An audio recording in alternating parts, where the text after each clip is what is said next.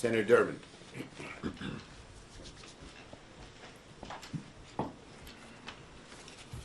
Thanks, Chuck.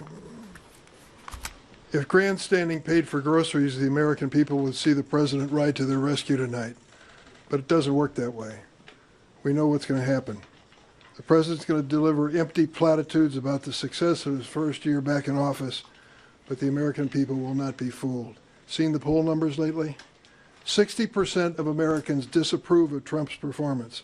47% strongly disapprove, according to the new post-ABC Ipsos poll. That's because Americans know who cut $1 trillion out of Medicaid, who eliminated the Affordable Care Act's enhanced premium tax credits, who alienated our closest allies abroad, who unleashed a chaotic tariff trade policy. That man would be the president of the United States. America knows that it's Trump's militarized federal immigration agents who are sowing fear in Chicago, Minneapolis, and cities across the country, and killing innocent people in the process. Friday, I was back in Chicago, and I went to Norridge, Illinois, a suburb of the city. I was there with Ruben Torres.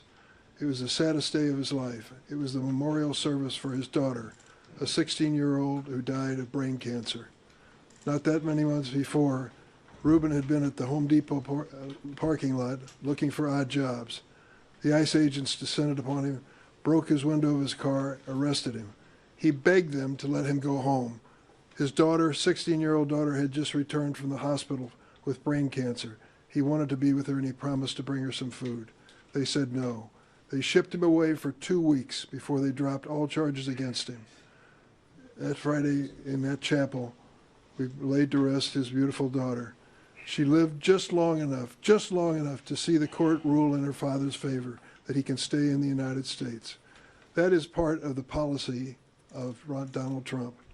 He says he's going after the worst of the worst, the terrorists, the murderers, the rapists, the criminally insane.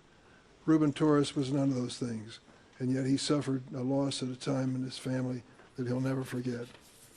All Americans know that shouting weaponization and witch hunt for years, Trump has orchestrated a weaponized Justice Department to protect himself and his cronies.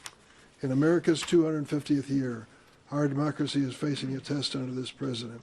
But Senate Democrats are fighting to bring down costs in the chaos and fight corruption. Thank you, Dick. Next.